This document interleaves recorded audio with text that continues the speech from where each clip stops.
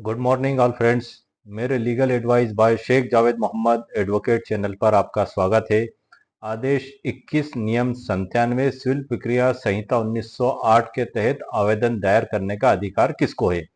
आज के हमारे वीडियो का भी टाइटल यही है, इसी पर हम चर्चा करेंगे। आदेश 21 नियम 97 के तहत कोई अजनबी व्यक्ति भी आवेदन दायर कर सकता है या वादी और प्रतिवादी और उस संपत्ति से संबंधित जो व्यक्ति हैं वो भी इसके तहत आवेदन दायर कर सकते हैं। आदेश 21 आदेश जो 21 बड़ा महत्वपूर्ण आदेश है और ये डिक्री और जो आदेशों के निष्पादन से संबंधित है। इसमें कुल 140 उपनियम दिए गए हैं। उन 140 उपनियमों में से हम कुछ प्रमुख उपनियम जैसे कि आदेश 21 नियम 97, आदेश 21 नियम 98, आदेश 21 नियम 98, आदेश 21 नियम 99, आदेश 21 नियम 100, आदेश 21 नियम 101, आदेश 21 नियम 103 पर हम चर्चा करेंगे। आदेश 21 नियम 103 में जो बताया गया है कि आदेशों को डिक्री समझा जाएगा। में जो आदेश 21 नियम 101 के तहत जो हक के प्रश्न उत्पन्न होते हैं संपत्ति से संबंधित, उनका जो निराकरण किया जाएगा तो उसमें जो आदेश दिया जाएगा उसके बारे में आदेश 21 नियम 98 में बताया गया है। उसमें या तो न्यायालय आवेदन मंजूर करेगा या आवेदन निरस्त कर देगा, या यदि मंजूर करता है और व्यक्ति उसका उल्लंघन करता है तो उसको 30 दिन तक का सिविल कारावास भी दिया जा सकता है। आदेश आदेश 21 नियम 98 के तहत वो जिसको बेकब्जा किया गया वो व्यक्ति आवेदन भी कर सकता है। तो ये बड़े महत्वपूर्ण आदेश हैं और बड़ी महत्वपूर्ण धाराएं हैं। सिविल प्रक्रिया संहिता 1908 का भी सर मैं आपको संक्षिप्त परिचय करा देता हूं, चूंकि हम सिविल प्रक्रिया संहिता 1908 पर ही चर्चा कर रहे हैं।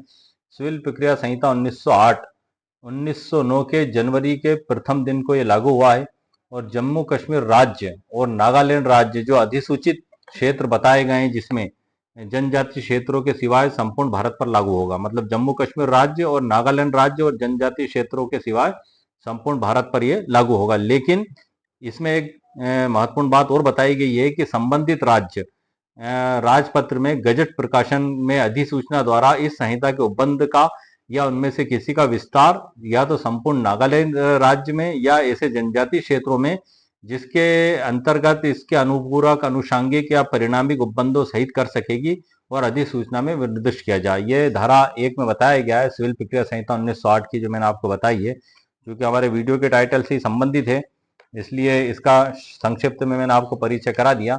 आगे बढ़ने से पहले सर महत्वपूर्ण जानकारी मैं आपको और दे दूं कि यदि न्यायालय में एक वादी के द्वारा वाद प्रस्तुत किया गया अचल संपत्ति से संबंधित जमीन, मकान, प्लाट, और वादी वाद जीत गया, अब उसमें प्रतिवादी भी होते हैं। एक वादी होता है तो दावे में प्रतिवादी होते हैं। वकील साहब तो सभी इस बात को जानते हैं, लेकिन एक आम व्यक्ति को समझाने के लिए भी मैं बात बता रहा हूं कि जब प्रतिवादी चाहे 1 हो कि 10 हो कि 25 हो, कितनी भी उनकी संख्या हो सकती है, वादी की भी संख्या 1 या 1 से अधिक हो सकती है। जब वादी के पक्ष में अदालत ने फैसला कर दिया और वादी जब केस जीत जाता है तब निर्णय और डिक्री पारित की जाती है। अब उसका एग्जीक्यूशन कैसे किया जाएगा, तो आदेश 21 नियम 11 में प्रावधान दिए गए हैं। आदेश 21 नियम 11 के उपनियम 1 में मौखिक भी आवेदन किया जा सकता है और उपनियम 2 में लिखित आवेदन के बारे में बताया गया। आदेश 21 नियम 11 का उपनियम 1 और उपनियम 2 के बारे में बता रहा हूं मैं। यदि धन संबंधी मामला है तो जो है कि वादी मौखिक भी निवेदन कर सकता है कि वारंटी की कार्रवाई प्रारंभ करने से पहले, वारंटी की तैयारी करने से पूर्व ही डिक्री का अविलंब निष्पादन, डिक्री की निष्पादन ऋणी की गिरफ्तारी द्वारा किया जाए। ये न्यायालय में इस प्रकार का निवेदन कर सकता है। वैसे अमूमन 99% आवेदन जहां तक मैंने देखा है आदेश 21 नियम 11 उपनियम 2 के तहत ही लिखित आवेदन पेश होते हैं।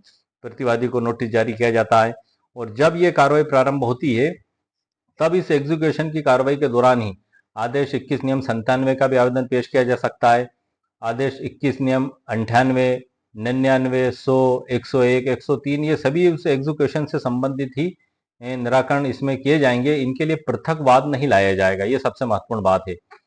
ये जो एग्जीक्यूशन के दौरान धारा 47 जो बड़ी महत्वपूर्ण धारा है सिविल प्रक्रिया संहिता 1908 की, उसमें ये स्पष्ट बताया गया है कि डिक्री के निष्पादन के दौरान जो है कि न्यायालय किन किन प्रश्नों का निराकरण कर सकता है, जैसे कि डिक्री का जो निष्पादन होता है उससे संबंधित, या डिक्री की डिस्चार्ज, या डिक्री का सर्टिफिकेशन, या उसमें जो प्रतिनिधि होते हैं उसके संबंध में कि कौन प्रतिनिधि है उसके संबंध में भी न्यायालय के द्वारा ये उसी वाद में निराकरण किया जाएगा। और यदि न्यायालय के द्वारा कोई आदेश पारित किया जाता है तो उसको 103 में बताया गया है कि वो आदेशों को डिक्री माना जाएगा। ये 103 में बताया गया है। तो इसमें सबसे पहले सर मैं आपको जो बुक में परिभाषा दी गई है उससे संक्षिप्त में मैं आपको परिचित करा देता हूँ आदेश 21 नियम 97 का, क्योंकि हमारा मामला यहीं से चालू होता है। आदेश 21 नियम 97 जो बुक में डेफिनेशन दी गई, सबसे पहले सर मैं आपको वही बता रहा हूँ कि डिक्रीदार या क्रेता को कब्जा प्रदत्त किए जाने में प्रतिरोध। ये थोड़ी सी महत्वपूर्ण और समझने वाली बात है कि एग्जीक्यूशन के दौरान ही ये आवेदन दिया जाएगा। धारा 97 में स्थावर संपत्ति पर कब्जा करने में प्रतिरोध या बाधा। जहां स्थावर संपत्ति के कब्जे की डिक्री के धारक या डिक्री के निष्पादन में विक्रय की गई ऐसी किसी संपत्ति के क्रेता का ऐसी संपत्ति पर कब्जा अभिप्राप्त करने में किसी व्यक्ति द्वारा प्रतिरोध किया जाता है, रुकावट खड़ी की जाती है या उसमें बाधा डाली जाती है, वहां ऐसे प्रतिरोध या बाधा का परिवाद करते हुए आवेदन न्यायालय से कर सकेगा। कौन कर सकेगा सर? डिक्री धारी। मतलब जो अदालत में केस जीता है, जिसके पक्ष में अदालत ने निर्णय पारित किया है, वो आवेदन कर सकता है। किस कंडीशन में? कि जहां स्थावर संपत्ति के कब्जे की डिक्री के धारक, नंबर 1 तो हो गया डिक्री का धारक, या डिक्री के निष्पादन में विक्रय की गई ऐसी किसी संपत्ति के क्रेता द्वारा। मतलब डिक्री के निष्पादन में यदि उस संपत्ति को बेचा गया है तो वो जो क्रेता है, ये दो लोग हो चुके हैं सर इसमें। एक तो डिक्री का धारक या डिक्री के निष्पादन में संपत्ति को विक्रय किया गया है तो वो व्यक्ति, ये दोनों व्यक्ति क्या कर सकते हैं? दोनों व्यक्ति ऐसी संपत्ति पर कब्जा अभिप्राप्त करने में किसी व्यक्ति द्वारा, कोई भी व्यक्ति हो चाहे, यदि किसी भी प्रकार की रुकावट पैदा की गई है, प्रतिरोध पैदा किया गया है, बाधा डाली गई है, तो वो आदेश 21 नियम 97 के तहत न्यायालय में आवेदन कर सकता है कि ये बाधा हटाई जाए और ये जो व्यक्ति है उसके द्वारा ये विधि विरुद्ध तरीके से बाधा पैदा की जा रही है तो मुझको कब्जा दिलाया जाए। तो ये सारे प्रश्नों का निराकरण न्यायालय के द्वारा आदेश 21 नियम 97 के तहत किया जाएगा। और धारा 47 भी बड़ी महत्वपूर्ण धारा है, जिसमें मैंने आपको बताया कि 4 चीजें, जिसमें निष्पादन और तुष्टि और सेटिस्फिकेशन, डिस्चार्ज और प्रतिनिधि आदि, इन सभी का भी निराकरण जो है कि निष्पादन न्यायालय के द्वारा ही किया जाएगा। कौन कौन से सर? चारों को मैंने, निष्पादन और डिस्चार्ज मतलब मुकदमे की डिक्री का पूरा हो जाना, सेटिस्फिकेशन मतलब डिक्री धारक स्वयं अदालत के समक्ष ये कह दे कि उसे पूरा न्याय मिल चुका है, मतलब जो डिक्री के संबंध में जो फैसला दिया गया उसके तहत वो न्याय प्राप्त कर चुका है, ये सेटिस्फिकेशन हो गया। और प्रतिनिधि संबंधी मामला भी होता है कि कौन प्रतिनिधि है, तो ये भी न्यायालय इसमें डिसाइड करेगा कि डिक्री में जो है कि कौन, उसमें जो विधि अनुसार वारिस होते हैं उनको भी देखा जाएगा, वादी प्रतिवादी के अलावा, और संपत्ति से जुड़े हुए लोग, इन सभी का निराकरण भी जो है कि निष्पादन न्यायालय के द्वारा ही किया जाएगा। और इसी में जो धारा आदेश 21 नियम 97 में जो आगे बताया गया है कि जहां कोई आवेदन उप नियम 1 के अधीन किया जाता है वह न्यायालय उस आवेदन पर न्याय निर्णय में इसमें अंतर्विष्ट उपबंधों के अनुसार कार्य करने के लिए अग्रसर होगा। मतलब उप नियम 1 के अधीन जो आवेदन दिया गया, डिक्री धारक या डिक्री के निष्पादन में जिसको संपत्ति बेची गई है, उन दोनों में से किसी के द्वारा यदि आवेदन किया गया, यहाँ मैं आपको रोक के एक बात और बता दूं कि कोई अजनबी व्यक्ति भी सर आवेदन दे सकता है। इसके संबंध में मैंने आपके लिए एक सर्वोच्च न्यायालय का फैसला भी लिखा हुआ रखा है, ब्रह्मदेव चौधरी विरुद्ध ऋषिकेश प्रसाद जायसवाल एवं अन्य। ये आदेश 21 नियम 97 के संबंध में ही है कि व्यक्ति को धारा आदेश 21 नियम 99 के तहत जो है कि बेकब्जा होने के लिए इंतजार नहीं करना पड़ेगा कि वो पहला बेकब्जा किया जाए और उसके बाद फिर न्यायालय में आदेश लेके आए। इसमें यही महत्वपूर्ण बात बताई गई है, जिस जजमेंट को मैंने ई बुक के अंदर आपके लिए प्रिंट करके रखा है। आगे की जानकारी मैं आपको उसी में से दूंगा और ई बुक की लिंक इसी वीडियो के नीचे डिस्क्रिप्शन बॉक्स में मेरे द्वारा दे दी गई है। यदि आपको आवश्यकता महसूस हो तो आप उसको वहां से खरीद भी सकते हैं। इसमें जो स्पष्टीकरण में भी सर कुछ महत्वपूर्ण जानकारियां बताई गई हैं, जिसमें टिप्पणी में आपको बता दूं इसमें कि मैं बुक में से बता रहा हूं सर आपको, प्रारंभ में सरल शब्दों में आपको ई बुक के अंदर से भी मैं आगे की जानकारी दूंगा कि बेदखली उप किराएदार की पत्नी द्वारा आदेश 21 नियम 97 के अधीन आपत्ति के वाद संपत्ति उसके द्वारा खरीदी गई थी। बेदखली के लिए वाद दिनांक 25/4/1989 को दायर किया गया था और विक्रय विलेख 24/4/90 को। मतलब बेदखली का वाद निवेशी में दाखिल किया गया और उसके अगले साल मतलब 90 में विक्रय विलेख निष्पादित किया गया। आपत्ति चलने योग्य नहीं थी। यह अभी निर्धारित करने के लिए कि अधीनस्थ न्यायालय नियम 102 सीपीसी लागू करने में न्याय संगत था। शोभा शिंदे बनाम सुशीला बाई और अन्य 2015 भाग 2 MPLJ 197 में बताया गया है। ये तो सर आदेश 21 नियम 97 की मैंने आपको जानकारी दे दी। अब ये जो आदेश 21 नियम 97 के बाद 98, 99, 100, 101, 102, 103 ये सब भी कहीं ना कहीं इसी से रिलेटेड ही हैं। अब मैं आपको 98 की भी जानकारी दे देता हूँ और 97 की तो मैं आपको ई-बुक के अंदर से आगे की डिटेल जानकारी दूंगा ही, लेकिन वर्तमान में मैं सर बुक के अंदर से आपको वो डेफिनेशंस बता दूं जिसका अक्सर कोर्ट प्रैक्टिस के दौरान, एग्जीक्यूशन के दौरान काफी उपयोग होता है और वकील साहब के द्वारा भी इनका आवेदन इस प्रकार से पेश किया जाता है। तो उसमें 98 में बताया गया है कि न्याय निर्णय के पश्चात आदेश, न्याय निर्णय के पश्चात आदेश, इसका क्या मतलब हुआ कि नियम 101 में निर्दिष्ट प्रश्नों के अवधारण पर न्यायालय ऐसे अवधारण के अनुसार और नियम 2 के उपबंधों के अधीन रहते हुए, नियम 101 में क्या बताया गया है सर कि नियम 101 में बताया गया है कि कोई संपत्ति के अधिकार और हक का यदि कोई प्रश्न उत्पन्न होता है और यदि किसी व्यक्ति ने आदेश 21 नियम 101 के तहत न्यायालय में आवेदन पेश किया है तो आदेश 21 नियम 98 के तहत न्यायालय उसमें जजमेंट पारित मतलब निर्णय करेगा। अब या तो उस आवेदन को स्वीकार कर ले न्यायालय या उसको खारिज कर ले। स्वीकार करता है तो न्यायालय आदेश देगा कि कब्जा सामने वाले का, ये जो हक से संबंधित जो भी आदेश करेगा उसका पालन किया जाए, और व्यक्ति के पालन नहीं करता है तो उसमें 30 दिन के सिविल कारावास का भी प्रावधान इसके अंदर दिया गया है। इसी प्रकार से जो 99 है उसमें बताया गया है कि डिक्रीदार या क्रेता द्वारा बेकब्जा किया जाना। आदेश 21 नियम 99 में डिक्रीदार या क्रेता द्वारा बेकब्जा किए जाने का क्या मतलब हुआ सर कि निर्णित ऋणी से भिन्न, मतलब जो व्यक्ति केस हार गया है। डिक्रीधारी मतलब केस जीतने वाला, निर्णित ऋणी मतलब जो केस हार चुका है जिसके खिलाफ न्यायालय ने आदेश किया। निर्णित ऋणी से भिन्न कोई व्यक्ति स्थावर संपत्ति पर कब्जे की डिक्री के धारक द्वारा या आदेश 21 नियम 99 में निर्णित ऋणी से भिन्न कोई व्यक्ति, मतलब जो व्यक्ति केस हार चुका है जिसके खिलाफ न्यायालय ने निर्णय दिया है उससे भिन्न कोई व्यक्ति यदि डिक्रीधारी के द्वारा या डिक्री के निष्पादन में उस संपत्ति को बेचा गया है तो जिसने उस संपत्ति को खरीदा है उसके द्वारा, इन दोनों में से किसी भी एक व्यक्ति के द्वारा बेकब्जा कर दिया जाता है निर्णित ऋणी से भिन्न कोई व्यक्ति को, तब वो न्यायालय में आवेदन कर सकता है। आदेश 21 नियम 99 के तहत ये परिवाद वो एग्जीक्यूशन के दौरान वो न्यायालय में आवेदन करेगा। किस नियम 99 में जिस व्यक्ति को बेकब्जा किया जाता है वो परिवाद के रूप में न्यायालय में आवेदन पेश कर सकता है। बेकब्जा किसके द्वारा किया गया है, किस प्रकार से किया गया है, तो इसमें प्रावधान बताए गए हैं कि यदि न्यायालय के द्वारा कोई ऐसा निर्णय पारित किया गया है कि विपक्षी जो निर्णित ऋणी है उसको बेकब्जा किया जाए और कब्जा वादी को दिलाया जाए, डिक्रीधारी को। अब यदि निर्णित ऋणी से भिन्न कोई व्यक्ति, इसमें जो बताया गया है कि निर्णित ऋणी से भिन्न कोई व्यक्ति है और उसको या तो संपत्ति के कब्जे की डिक्री के धारक द्वारा, किसके द्वारा सर, डिक्री के धारक द्वारा, या ऐसी संपत्ति के निष्पादन में उसको विक्रय कर दिया गया है तो जिसने उसको खरीदा उसके द्वारा, इन दोनों में से किसी भी व्यक्ति के द्वारा निर्णित ऋणी से भिन्न किसी व्यक्ति को बेकब्जा कर दिया गया है, इस प्रकार का आवेदन न्यायालय में किया जाता है तो न्यायालय उस पर विधि अनुसार निर्णय पारित करेगा। तो ये तो सर हो गया हमारा 98 और 99। अब हम देखते हैं 100।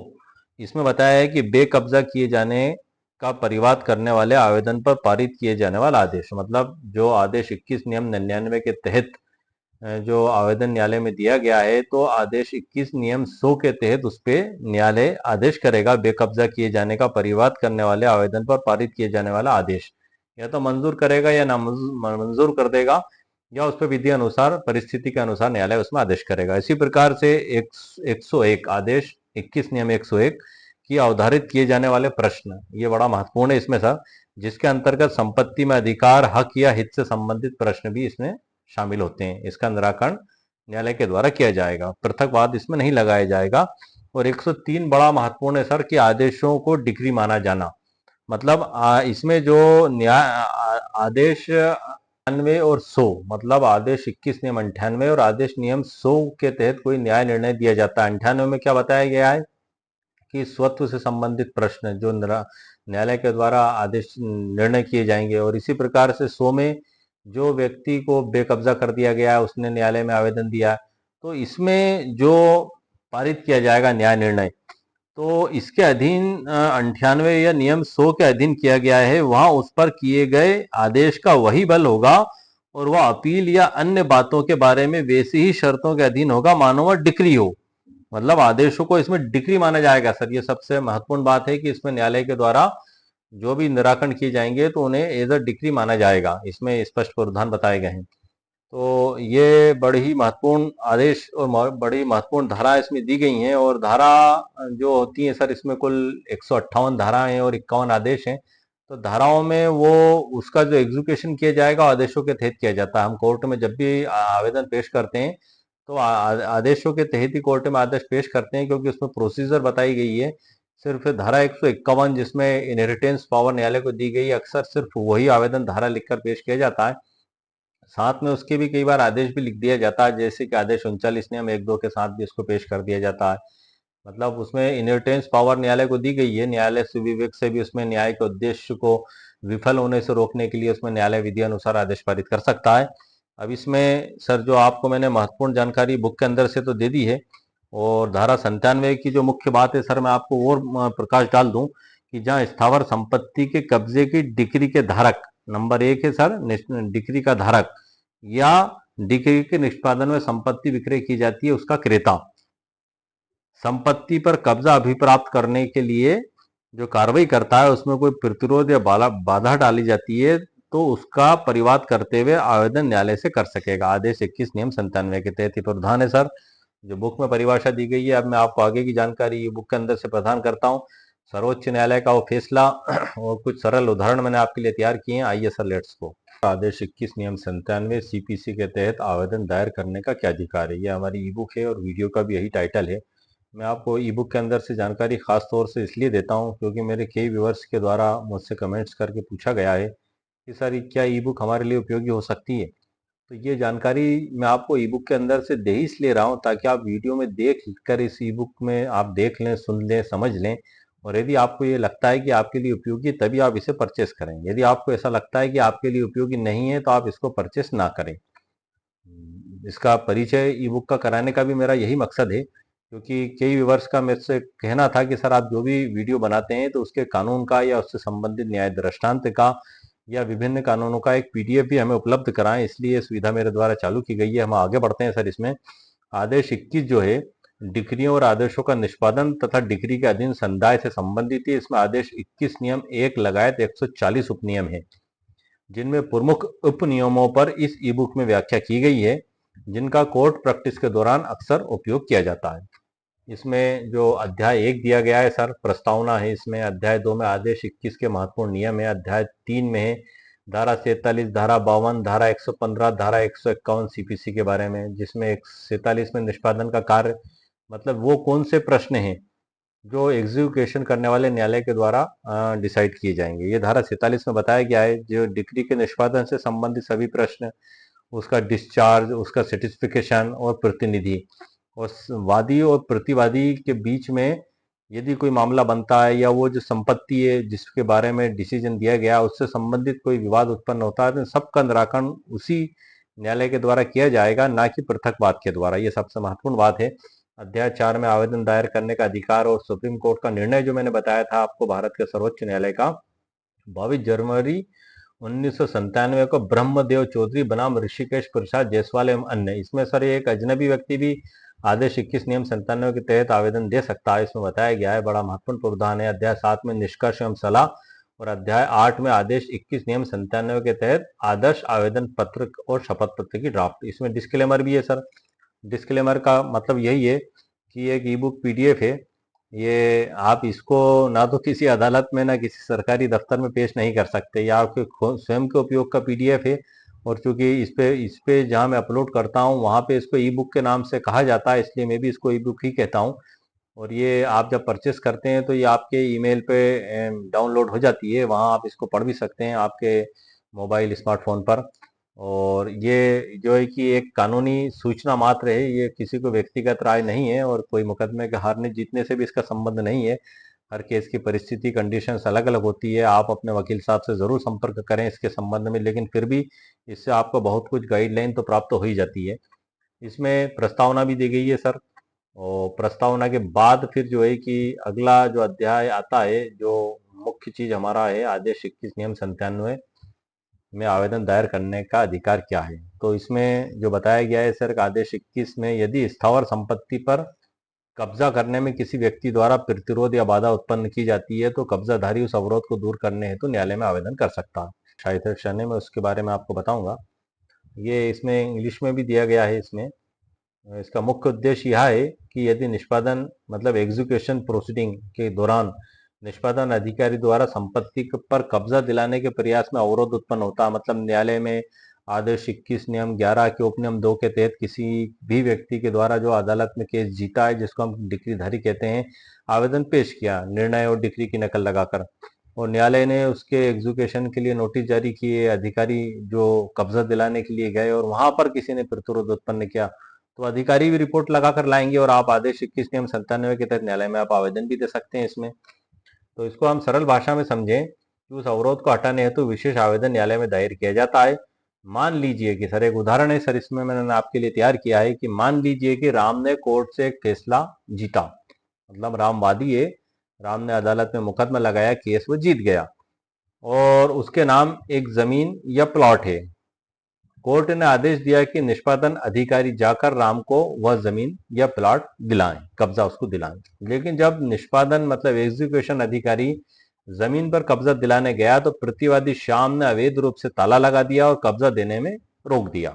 अब वो वापस लौट कर आए, रिपोर्ट लगा दी और अदालत में पेश भी कर दी। इधर आदेश 21 नियम 97 के तहत वो व्यक्ति डिक्रीधारी या डिक्री के निष्पादन का जो संपत्ति का क्रेता, उसके द्वारा आवेदन पेश कर दिया गया न्यायालय में। तो ऐसे में राम को क्या करना चाहिए? राम सीधे निषेधाज्ञा का दावा नहीं कर सकता। मतलब आप चूंकि एग्जीक्यूशन चल ही रहा है, आदेश 21 नियम 11 के उपनियम 2 के तहत आपने आवेदन दिया और एग्जीक्यूशन की कार्रवाई चली रही है, तो आपको कोई पृथक से दावा नहीं लगाना है सर। ये आपको 21 नियम 97 के तहत आवेदन देना और न्यायालय उसी में डिसाइड करके आपको कब्जा दिलाएगा। राम सीधे निषेधाज्ञा का दावा नहीं कर सकता। राम विशेष रूप से आदेश 21 नियम 97 सीपीसी के तहत आवेदन दायर करेगा। क्या कोई भी व्यक्ति आवेदन कर सकता? नियमित रूप से आवेदन करने का पात्र डिक्रीधारी, एक तो जिसके पक्ष में निर्णय आए, दूसरा निष्पादन आवेदन करता है जो निष्पादन कार्रवाई के तहत कब्जा लेने के लिए आवेदन कर रहा हो। यहाँ तक कि अजनबी व्यक्ति भी आवेदन कर सकता है यदि उसे अवैध अवरोध से वैध अधिकार प्रभावित हो रहा है। ये बड़ी गौर करने वाली बात है सर इसमें। और AIR 1997 AC 856 ब्रह्मदेव चौधरी बनाम ऋषिकेश चौधरी जायसवाल, इसमें बताया गया है। इसको हम समझने के लिए एक और उदाहरण से हम समझ लेते हैं सर। बड़ा अच्छा उदाहरण है कि सीता ने एक प्लाट वैध रूप से खरीदा। सीता ने कोर्ट से निर्णय प्राप्त किया कि यह प्लाट उसका है। सीता ने आदेश 21 नियम 11(2) CPC के तहत निष्पादन आवेदन दायर किया कोर्ट में। जब निष्पादन अधिकारी प्लाट पर कब्जा दिलाने गया तो राधा ने अवैध रूप से ताला लगा दिया। राधा ने दावा किया कि उसके पास भी विक्रय पत्र है जो बाद में नकली निकला। क्या करना चाहिए? सीता को आदेश 21 नियम 97 CPC के तहत आवेदन दायर करना चाहिए। आवेदन में स्पष्ट लिखा जाएगा कि राधा द्वारा अवैध रूप से ताला लगाकर कब्जा रोकने का प्रयास किया जा रहा है। कोर्ट की प्रक्रिया क्या होगी सर इसमें? कोर्ट राधा को नोटिस जारी करेगा, दोनों पक्षों की दलील सुनी जाएगी, आवश्यक शपथ पत्र और दस्तावेज मांगे जाएंगे। कोर्ट आदेश जारी करेगा, राधा अविलंब अवरोध हटाए और सीता को कब्जा सौंपे। परिणाम क्या हुआ? सीता को वैध कब्जा मिला, राधा का अवैध अवरोध समाप्त हुआ। निष्कर्ष इसमें क्या निकला सर कि आदेश 21 नियम 97 के तहत आवेदन करने का अधिकार विशेष रूप से निष्पादन कार्रवाई के दौरान उत्पन्न अवरोध के विरुद्ध है। जब यह आवेदन डिक्रीधारी, निष्पादन आवेदनकर्ता या अजनबी व्यक्ति भी इसको दायर कर सकता है। उद्देश्य केवल अवरोध को हटाना, वैध कब्जा सुनिश्चित करना होता है। और अन्य दावे जैसे कि स्थायी निषेधाज्ञा या संपत्ति विवाद अलग प्रक्रिया से निपटाए जाते हैं ये लेकिन इसके एग्जीक्यूशन से संबंधित जो है, वादी प्रतिवादी संपत्ति से संबंधित, तो इसी में इसको निराकरण किया जाता है। और अधिक शब्दों में सरल समझ लें सर हम इसको, जब कोर्ट से जमीन का मालकाना फैसला मिल जाए, मालकाना हक का फैसला मिल जाए, आप केस जीत जाए, लेकिन कब्जा दिलाने में अवरोध हो तो आदेश 21 नियम 97 के तहत अवरोध हटाने का आवेदन दिया जा सकता है। अब हम उस फैसले पे आ चुके हैं सर, भारत के सर्वोच्च न्यायालय का, जो 22 जनवरी 1997 का है, ब्रह्मदेव चौधरी बनाम ऋषिकेश प्रसाद जायसवाल एवं अन्य। इसको मैं आपको मुख्य बिंदु बता देता हूं सर। इसमें इस अपील में विशेष अनुमति द्वारा अपीलकर्ता ने जो है कि एक संक्षिप्त प्रश्न प्रस्तुत किया। प्रश्न क्या था? वो प्रश्न इस प्रकार से है कि क्या अपीलकर्ता जो अजनबी होने का दावा करता है, अपने अधिकार में डिक्रीटल परिषद पर कब्जा कर रहा है और जिसने ऐसी संपत्ति के संबंध में निर्णय लेने के खिलाफ डिक्री धारक द्वारा प्राप्त डिक्री के निष्पादन के लिए प्रतिरोध की पेशकश की है, वह निष्पादन न्यायालय से अनुरोध कर सकता है कि वह उसके प्रतिरोध और बाधा पर निर्णय दे, बिना इस बात पर जोर दिए कि पहले उसे कब्जा सौंपना होगा और उसके बाद ही आदेश 21 नियम 99 सिविल प्रक्रिया संहिता के तहत आवेदन प्रस्तुत करना होगा। मतलब एक अजनबी व्यक्ति के द्वारा आवेदन दायर किया गया और इस उसके साथ की जो है कि पहला उसको बेकब्जा किया जाए, फिर बेकब्जा किया जाए, फिर उसके बाद वह न्यायालय में आवेदन करे आदेश 21 नियम 99 के तहत, बिना इस प्रक्रिया के ही वो सीधा आदेश 21 नियम 97 के तहत आवेदन लेकर आ गया था। अब इसमें उच्च न्यायालय ने क्या कहा? उच्च न्यायालय ने निष्पादन न्यायालय से सहमति जताते हुए अपीलकर्ता के उपरोक्त अनुरोध को यह कहते हुए अस्वीकार कर दिया कि डिक्री से अपरिचित व्यक्ति जिसने निष्पादन में बाधा उत्पन्न की है के पास आदेश 21 नियम 99 सीपीसी के अंतर्गत एकमात्र उपाय है। उच्च न्यायालय का यह कहना था कि वो आदेश 21 नियम 99 के तहत ही आया। आदेश 21 नियम 99 जो सर मैंने आपको बताया था वो क्या था कि डिक्रीदार या क्रेता द्वारा बेकब्जा किया जाना निर्णित ऋणी से भिन्न किसी व्यक्ति को, तो वो न्यायालय में आदेश 21 नियम 99 के तहत आवेदन करेगा। तो उच्च न्यायालय का भी इसमें यही कहना था कि आप इस प्रोसीजर के तहत आप आए। और इस न्यायालय ने अपीलकर्ता को भारतीय संविधान के अनुच्छेद 136 के अंतर्गत अपील करने की विशेष अनुमति प्रदान की। साथ ही एक रिलीफ और भी दी गई कि 17 सितंबर 1996 के अपने आदेश द्वारा बेदखली पर रोक भी लगा दी गई कि उसको बेदखल नहीं किया जाए। अपीलकर्ता के विद्वान वरिष्ठ अधिवक्ता उच्च न्यायालय के उपरोक्त दृष्टिकोण के विरुद्ध एक गंभीर शिकायत भी उन्होंने दर्ज की। और ये सर जो मामला था उच्च न्यायालय के बाद फिर सर्वोच्च न्यायालय में पहुंचा।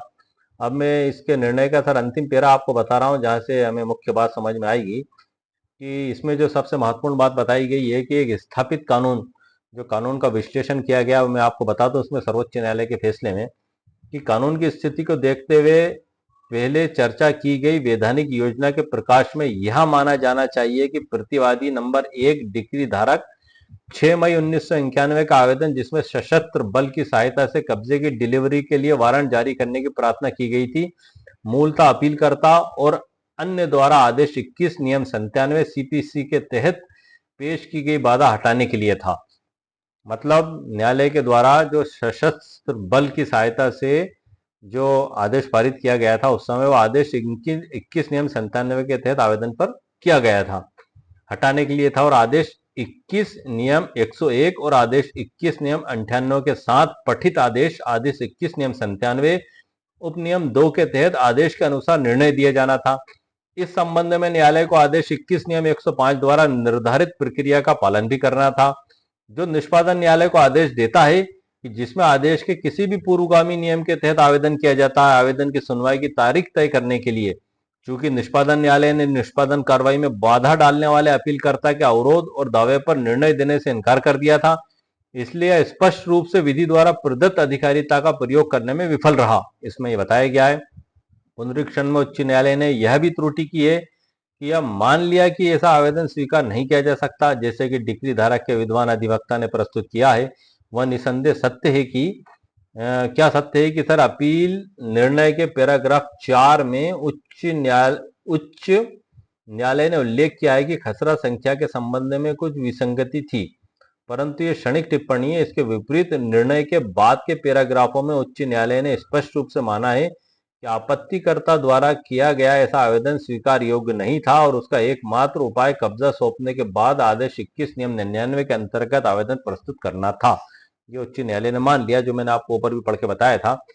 और उनका यह भी कहना था कि किसी अजनबी द्वारा कब्जा दिए जाने पर आपत्ति पर विचार करना डिक्री से पूर्व किसी भी चरण में अपरिपक्व था। मतलब उनका यही मानना था कि आदेश 21 नियम 99 के तहत आए। तो अभी मैंने लाल जो स्याही से इसको हाईलाइट भी किया है। जो महत्वपूर्ण बात सर्वोच्च न्यायालय के द्वारा बताई गई है वही मैं वर्ड टू वर्ड आपको पढ़ के बता रहा हूँ, आप ध्यान पूर्वक सुनिएगा। अतः यह माना जाना चाहिए कि ना तो निष्पादन न्यायालय और ना ही पुनरीक्षण में उच्च न्यायालय ने निष्पादन या गुण दोष के विरुद्ध अपीलकर्ता की आपत्ति पर विचार किया। मतलब दोनों को करना था। परिणाम स्वरूप उच्च न्यायालय के विवादित निर्णय के साथ साथ सिविल निष्पादन वाद संख्या 25/1990 में निष्पादन न्यायालय ने दिनांक 15 फरवरी 1996 के आदेश को निरस्त कर दिया गया और कार्रवाई को मुंसिफ द्वितीय मुंगेर के न्यायालय में प्रतिवादी संख्या 1 डिक्री धारक के दिनांक 6 मई 1991 के आवेदन पर पुनः निर्णय करने के लिए वापस भेजा गया।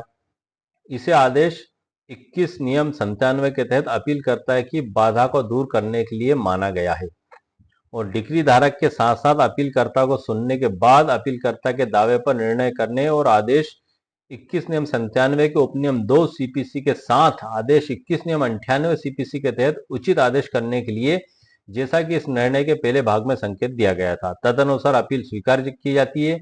मामले के तथ्यों और परिस्थिति को देखते हुए लागत के संबंध में आदेश नहीं दिया गया। तो इसमें यह स्पष्ट बताया गया है कि आदेश 21 नियम 97 के तहत कोई अजनबी व्यक्ति आवेदन पेश कर सकता है।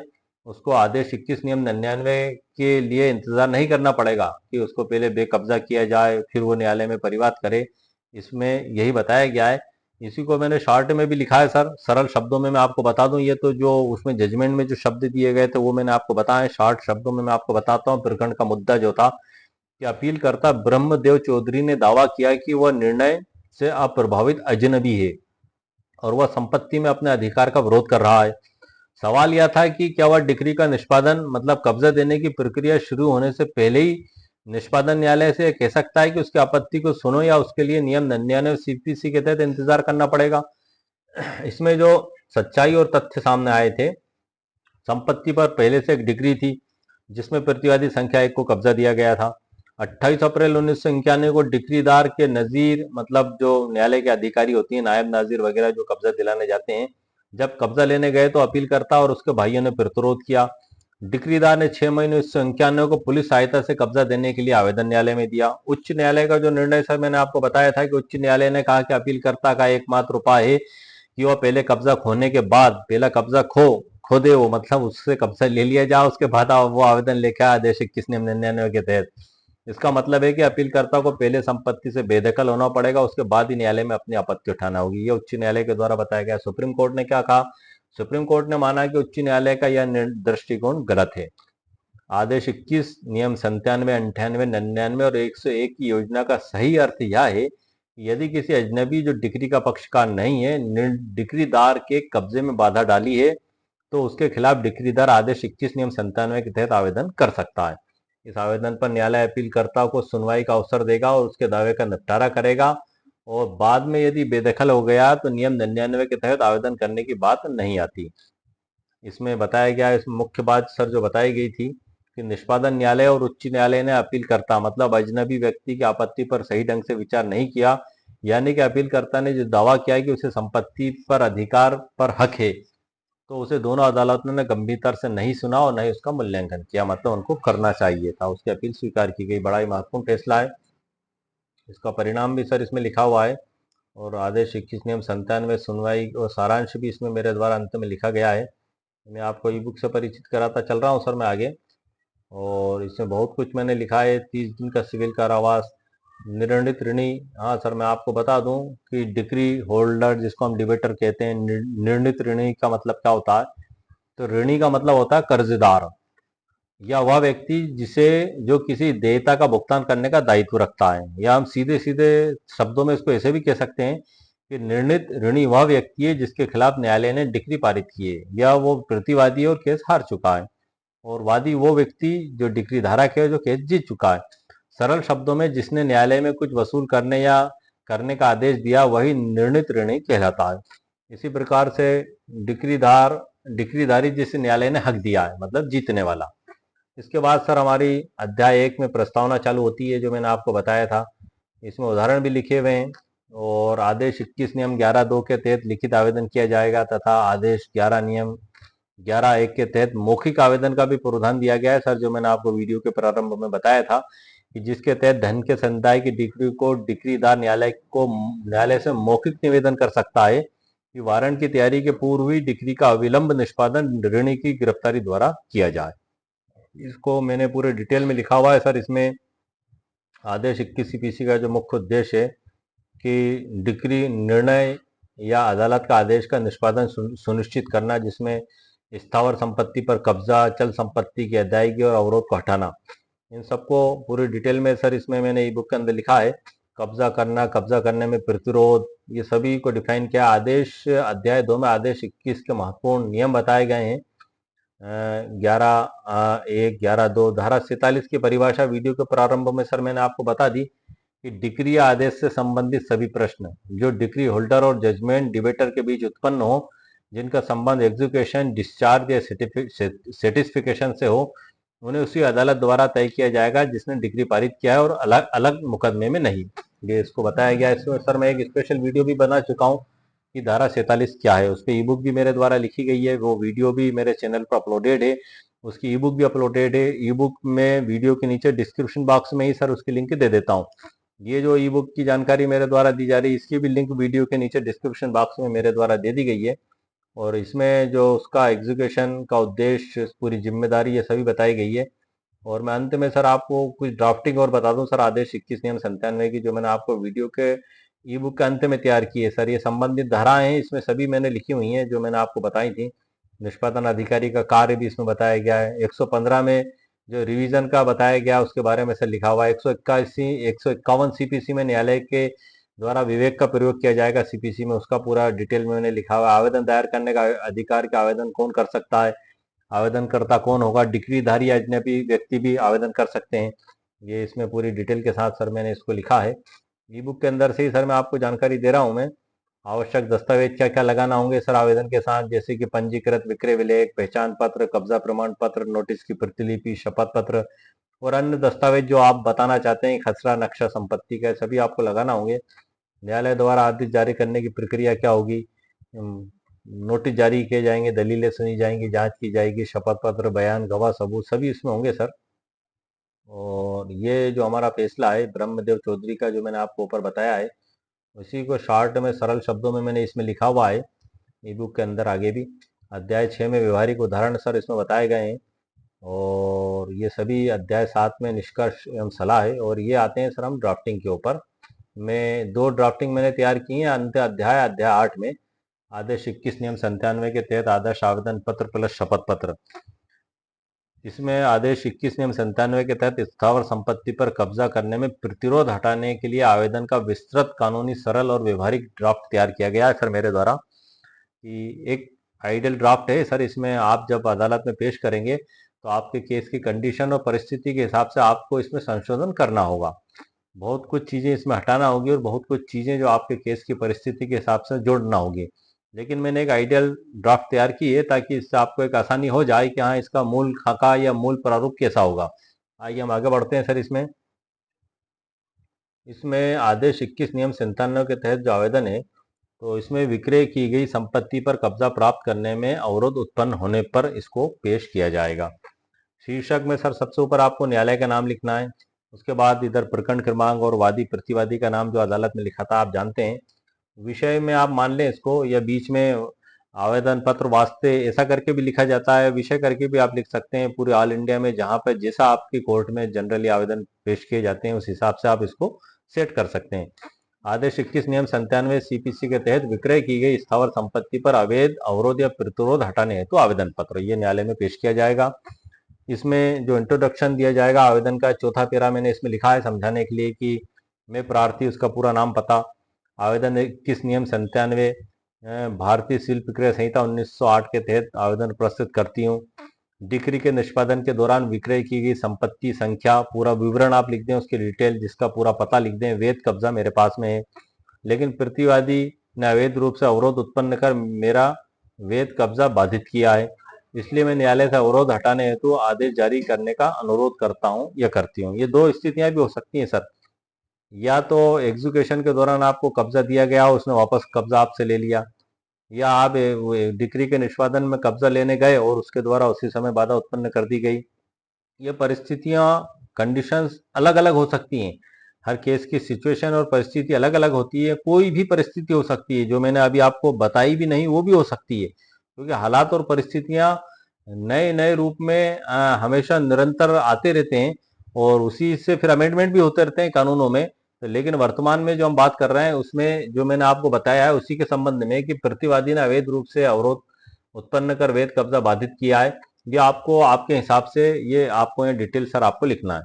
संपत्ति का विवरण आपको लिखना है पैरा क्रमांक 5 में, और अवरोध का विवरण आपको लिखना है किस प्रकार से कि ताला लगाकर प्रवेश रोक दिया, कि भूमि पे कब्जा करने से रोका, या अन्य अवैध रोक टोक जो भी प्रकार हो वो आपको उसमें लिखना है। और कानूनी आधार मैंने आपके समझाने के लिए लिखे हैं सर, क्योंकि जो कानून और धाराएं हैं ये आवेदन में नहीं लिखी जाती हैं, उसके फैक्ट लिखे जाते हैं, जो उससे कि सिविल प्रक्रिया संहिता 1908 में आदेश 6 में जो प्लीडिंग के संबंध में जो प्रावधान बताए गए हैं वही बताए गए हैं कि अभियोजन के अंतर्गत ना तो सर्वोच्च न्यायालय के फैसले या किसी भी न्यायालय का फैसला नहीं लिखा जाएगा, नई धारा लिखी जाएगी। ये लिखित बहस में लिखे जाएंगे सर, जब अंतिम आर्गुमेंट होगी, जब न्यायालय गुण दोष के आधार पर फैसला करने से पहले बहस आपकी सुनेंगे, तब आप बताएंगे भी और लिखेंगे भी, लेकिन सामान्यतः नहीं लिखा जाएगा। लेकिन मैंने आपको लिखा है खाली आपको समझाने के लिए। इसमें AR 1997 SC 856 ब्रह्मदेव चौधरी बनाम ऋषिकेश प्रसाद जायसवाल अजनबी व्यक्ति भी आवेदन कर सकता है। मतलब आदेश 21 नियम 97 के तहत बुक में भी लिखा हुआ है सर, जो है कि कोई व्यक्ति शब्द उसमें इस्तेमाल किया गया है कि जहां स्थावर संपत्ति के कब्जे की डिक्री के धारक या डिक्री के निष्पादन में विक्रय की गई ऐसी संपत्ति के क्रेता या ऐसी संपत्ति पर कब्जा अभिप्राप्त करने में किसी व्यक्ति द्वारा प्रतिरोध किया जाता है या उसे बाधा डाली जाती है, वह ऐसे प्रतिरोध या बाधा का परिवाद करते हुए आवेदन न्यायालय से कर सकेगा। ये बुक में परिभाषा दी गई है। आवेदन करने की मांग ये सभी इसमें बताया गया है। ये तो हो गया सर। 8वां पेरे में आएगा आपका ड्राफ्टिंग के आवेदन की मांग। प्रियर आपको क्या करना है कि मैं माननीय न्यायालय से प्रार्थना करती हूँ कि नंबर 1 प्रति द्वारा उत्पन्न अवरोध अवैध अवरोध हटाने हो तो आदेश पारित किया जाए। नंबर दूसरा है या तो अवरोध हटाने के लिए आदेश पारित किया जाए या अवरोध करने से रोका जाए। यदि आपको वो रोक पैदा कर रहा है तो आप उस प्रकार से लिख देंगे, या आपको आपके केस की कंडीशन और परिस्थिति के हिसाब से सर लिखना है। दूसरी सहायता होगी मेरे वैध कब्जे को सुरक्षित किया जाए। तीसरी होगी निष्पादन अधिकारी को नियुक्त कर अवरोध हटाने का आदेश दिया जाए। चौथी होगी अन्य सभी आवश्यक आदेश पारित किए जाएं। संलग्न दस्तावेज क्या क्या होंगे सर? पंजीकृत विक्रय विलेख, पार्टीशन डीड की प्रति जो भी आपके पास उपलब्ध हो। दूसरा पहचान पत्र, कब्जा प्रमाण पत्र, अवरोध उत्पन्न करने वाले दस्तावेज यदि कोष्टक में जैसे नकली विक्रय पत्र, ताला लगाने की फोटो कॉपी जो भी है, नोटिस या पत्राचार की प्रतिलिपि आपको पेश करना होगी। शपथ पत्र भी सर आप इसके समर्थन में लगा दें।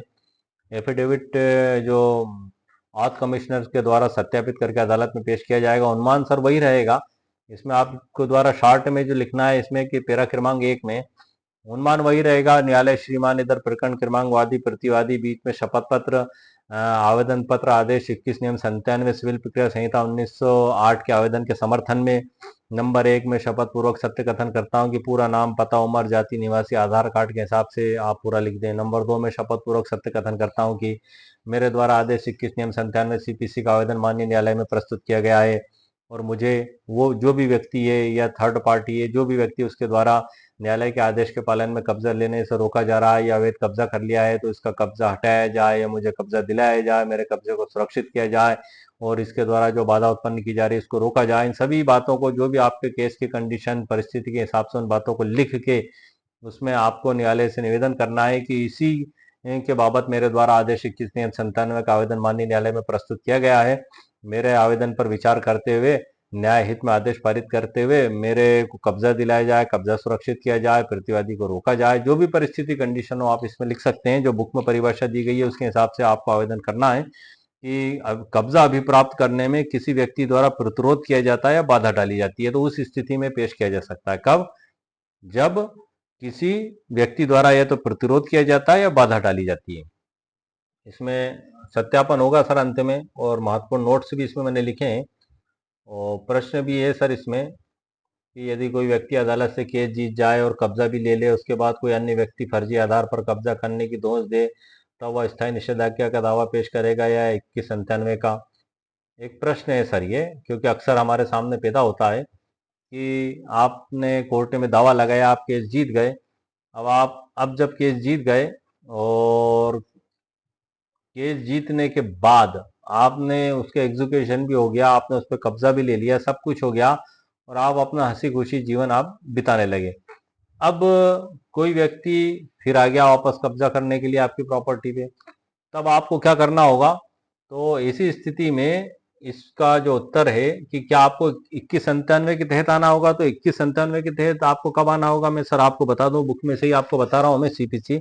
ये प्रश्न अक्सर हमारे सामने पैदा होता है कि हम केस जीत गए, एग्जीक्यूशन भी हो गया, कब्जा भी ले लिया और हंसी खुशी हम जीवन भी जीने लगे, और अचानक कोई व्यक्ति एक नया आधार लेके आ गया कि ये तो मेरी जमीन है, मैं छीन लूंगा आपसे, मेरा कब्जा है इस पे, आपने कैसे ले लिया, 25 बातें करने लगा हो।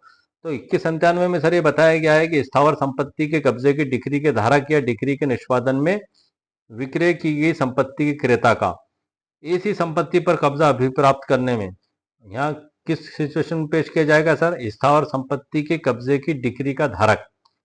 आप गौर से सुनिएगा, 2197 जो स्थावर संपत्ति के कब्जे का आदेश किया गया उसका डिक्री का धारक या डिक्री के निष्पादन में विक्रय की गई ऐसी संपत्ति के क्रेता, ऐसी संपत्ति पर कब्जा अभिप्राप्त करने में किसी प्रतिरोध व्यक्ति द्वारा प्रतिरोध किया जाता है, बाधा डाली जाती है, तो ये वहां आवेदन कर सकते हैं। ये तो हो गया सर स्थिति।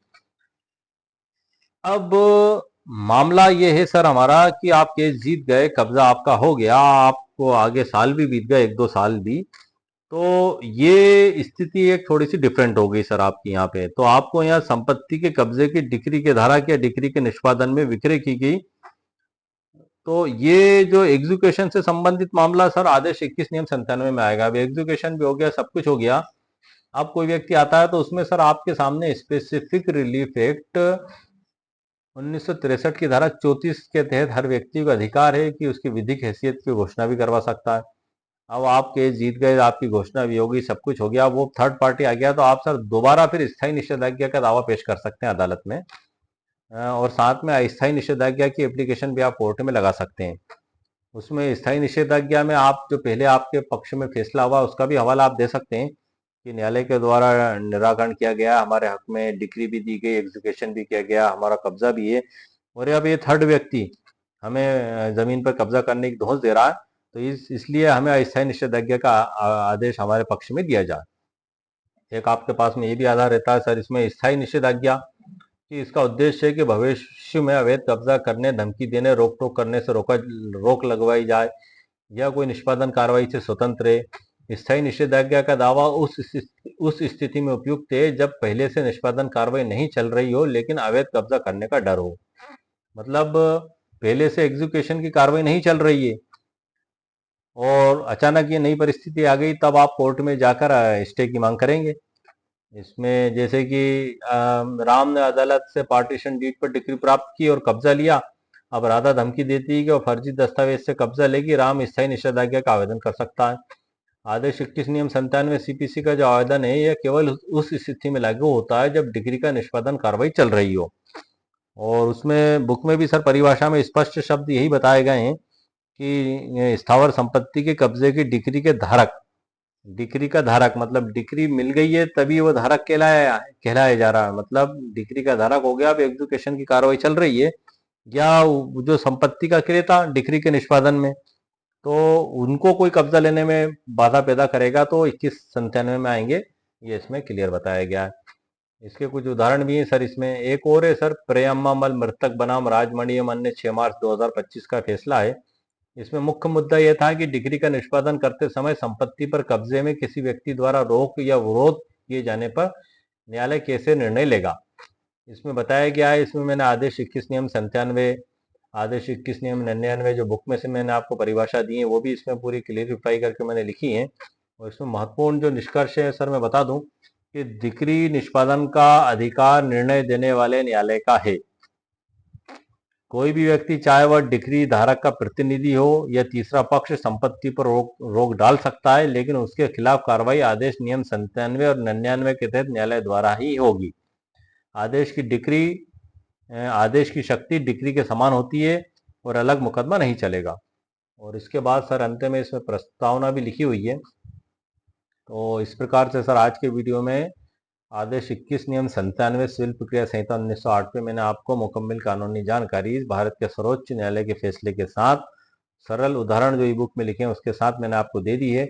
ई बुक की कीमत 199 रुपीज मेरे द्वारा रखी गई है। लिंक वीडियो के नीचे डिस्क्रिप्शन बॉक्स में मौजूद है, यदि आपको आवश्यकता महसूस होती है तो आप इसको वहां से इसको खरीद सकते हैं। इसी के साथ सर आपको एक जानकारी और मैं देना चाहूंगा कि YouTube चैनल की ओर से ऑफिशियल तौर पर मुझे फ्लिपकार्ट और मंत्रा कंपनी का एफिलिएट पार्टनर बनाया गया है। लिंक भी दी गई है, जो वीडियो के नीचे डिस्क्रिप्शन बॉक्स में मेरे द्वारा लगा दी गई है, जो यूट्यूब की ओर से मुझे ऑफिशियल तौर पर दी गई है। अब आप सभी लोगों जो भी फ्लिपकार्ट से या मंत्रा कंपनी से ऑलरेडी खरीदी कर ही रहे हैं, जहां से भी आप खरीदी कर रहे हैं तो उसका फायदा उस प्लेटफार्मों को मिल रहा है। लेकिन जो मैंने डिस्क्रिप्शन बॉक्स में लिंक दी है, यदि आप वहां से खरीदी करते हैं तो उसका फायदा मेरे चैनल को प्राप्त होगा। हम सभी लोग आमतौर पर घरेलू सामान परिवार में या स्वयं आपके द्वारा भी अक्सर खरीदने में आवश्यकता पड़ती रहती है फ्लिपकार्ट मंत्रा से घरेलू सामान। तो आप मेरी जो लिंक है वहां से आप यदि उससे खरीदी करेंगे तो उसका प्रॉफिट मेरे चैनल को मिलेगा। प्रोसीजर सब वही रहेगी जो आप अभी तक करते चले आ रहे हैं, भुगतान भी सब उसी प्रकार से होगा जो आप अभी तक करते चले आ रहे हैं। लेकिन यदि आपने मेरे चैनल के माध्यम से उस लिंक से उसको खरीदा तो उसका फायदा मेरे चैनल को प्राप्त होगा। तो ये एक महत्वपूर्ण जानकारी भी मैंने आपको दे दी। उम्मीद है कि आप मेरे चैनल को फायदा पहुंचाने के लिए वहां से आप खरीदी करेंगे। और आज के वीडियो में सर जो मैंने आपको मुकम्मल कानूनी जानकारी प्रदान कर दी है, और इसके बाद में आपके लिए स्पेशल वीडियो जो बनाऊंगा सर, ये धाराएं मैंने आपको इसमें अलग अलग तो बता दी हैं, लेकिन स्पेशली मैं आदेश 21 नियम 99 100, हालांकि मैंने आदेश 21 से नियम 97 शीर्षक से बनाया है, लेकिन उसके बाद भी मैंने इस वीडियो में आपको आदेश 21 नियम 98 के बारे में भी जानकारी दे दी है। 98 में कि न्यायालय निर्णय पारित करेगा, कौन सा निर्णय पारित करेगा? जो हक या संपत्ति से संबंधित कोई मुद्दा उसके सामने उठा लिया गया है तो या तो मंजूर कर देगा या खारिज कर देगा, या कब्जा हटाने का आदेश देगा। वो प्रतिरोध करेगा तो 30 दिन तक के लिए उसको जेल में भेज दिया जाएगा। आदेश 21 नियम 99 में कि डिक्री धारक या डिक्री के निष्पादन में संपत्ति बेची गई है तो वो क्रेता यदि किसी अन्य व्यक्ति को जो निर्णित ऋणी से भिन्न बेकब्जा कर देता है तो वो व्यक्ति उसमें आवेदन करेगा।